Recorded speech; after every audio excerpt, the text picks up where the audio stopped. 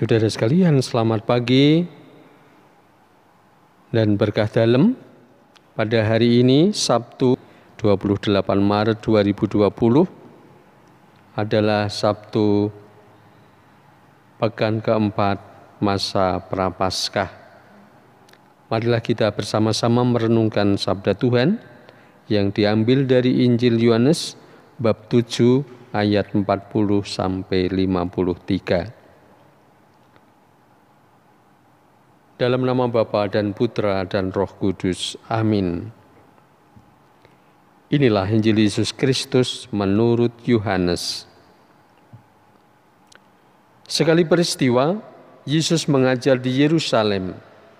Beberapa di antara orang banyak yang mendengar perkataan Yesus berkata, "Dia ini benar-benar nabi yang akan datang." Yang lain berkata, "Ia ini Mesias." Tetapi yang lain lagi berkata, "Bukan, Mesias tidak datang dari Galilea." Karena kitab suci mengatakan bahwa Mesias berasal dari keturunan Daud dan dari kampung Betlehem, tempat Daud dahulu tinggal. Maka timbullah pertentangan di antara orang banyak karena Yesus. Beberapa orang di antara mereka mau menangkap dia, tetapi tidak ada seorang pun yang berani menyentuhnya. Maka ketika penjaga-penjaga yang ditugaskan imam-imam kepala dan orang-orang Farisi pergi kepada imam-imam kepala, orang-orang Farisi berkata kepada mereka, "Mengapa kamu tidak membawanya?" Jawab penjaga-penjaga itu, "Belum pernah seorang manusia berkata seperti orang itu." Jawab orang Farisi itu kepada mereka, "Adakah kamu juga disesatkan? Adakah seorang di antara pemimpin-pemimpin yang percaya kepadanya, atau seorang di antara orang-orang Farisi?"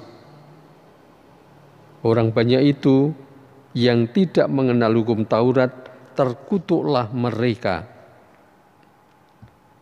Nikodemus, seorang dari mereka yang dahulu telah datang kepada Yesus, berkata kepada mereka, "Apakah hukum Taurat kita menghukum seseorang sebelum ia didengar dan sebelum orang mengetahui apa yang telah dibuatnya?"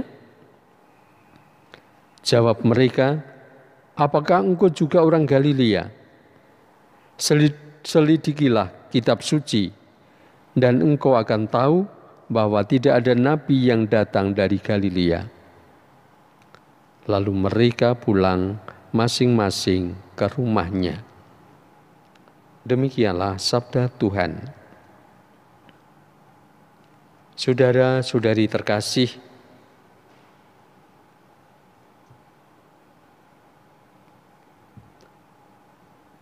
di antara orang-orang yang tidak baik ternyata juga masih ada orang baik. Salah satu contohnya adalah Nikodemus.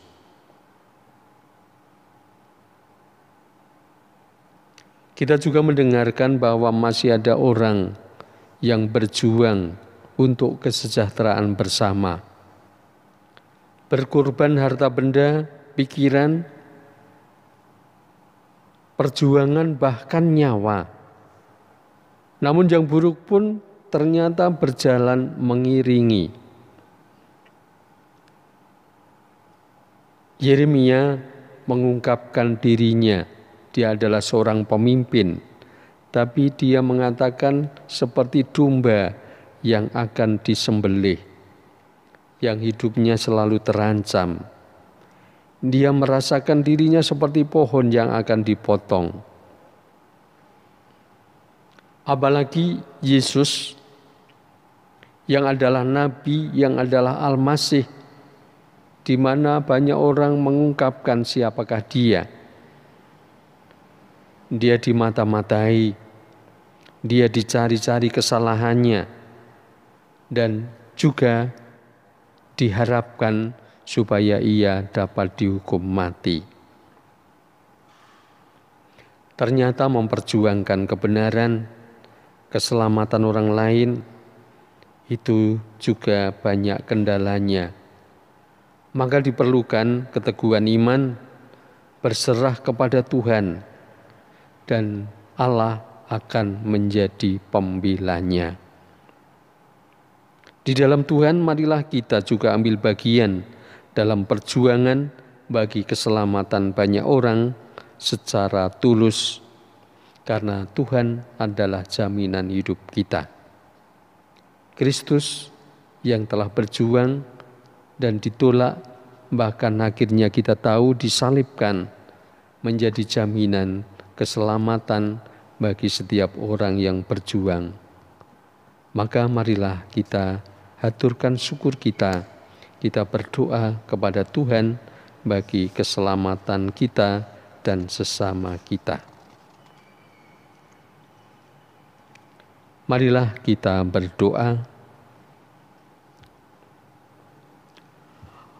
Allah Bapa sumber pengharapan, barang siapa berharap padamu takkan dipermalukan.